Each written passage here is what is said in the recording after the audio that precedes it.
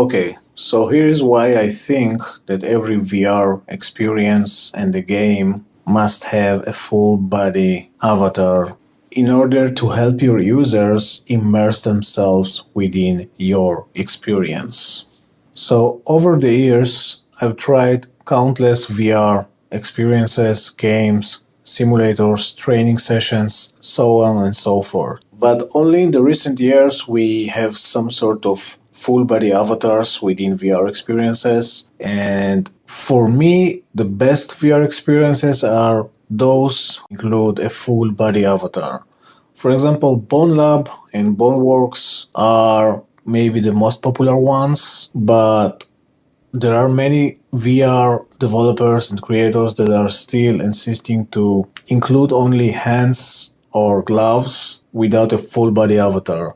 So let's compare the newest popular VR games that take these different approaches.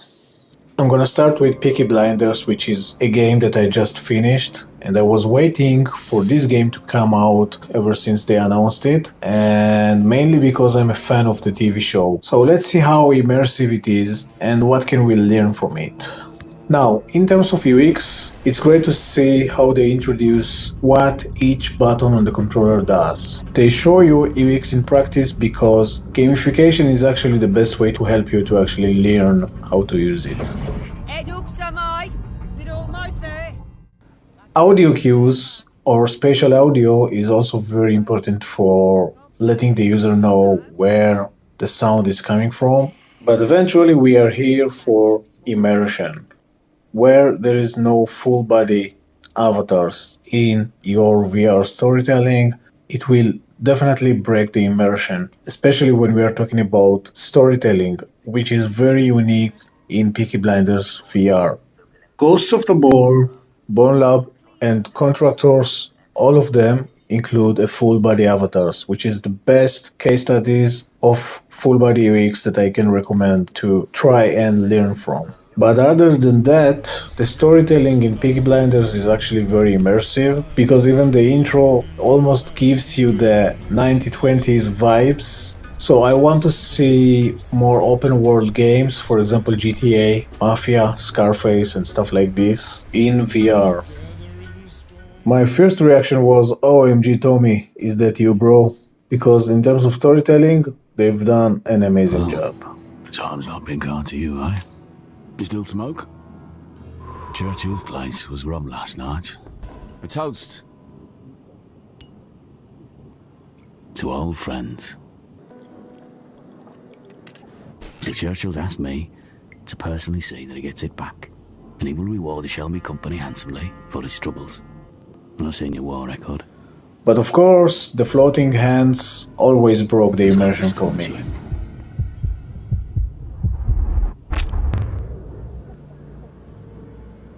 I'm not convinced just yet.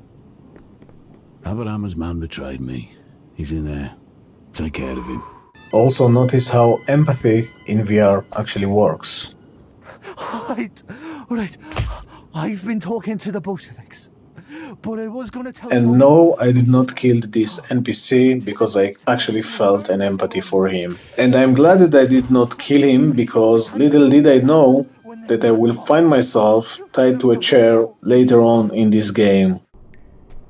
I left him bleeding in that pawn shop. I hear he made it to the basement before he expired.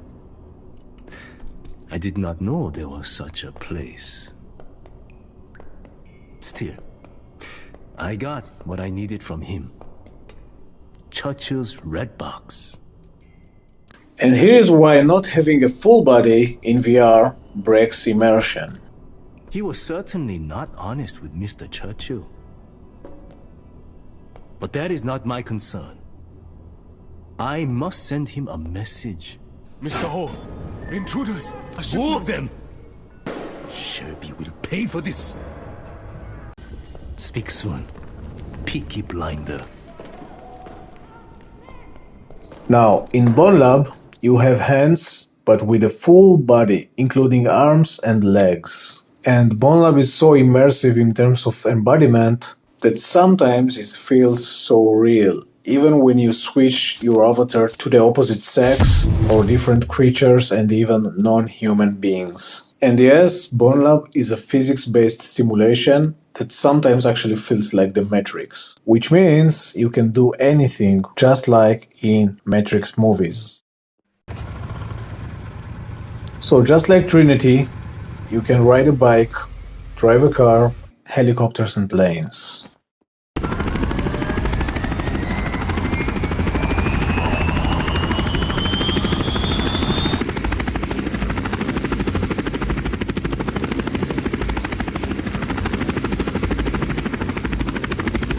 And of course you can break some laws of physics and fly like Neo. But having a full body with legs in VR has its challenges, because without leg tracking sensors you can't really control your VR legs, so forget about skating or soccer. Here you can see that my avatar actually lost her balance and fell down off the skateboard, because Bone Lab is a physics-based simulation open to mod developers, but legs are still a big challenge in VR. But once again, in Bone Lab you can do anything. You can also fight bad guys, shoot them, and get into a full body action. And just like in the Matrix, it can go very violent, but it's up to you.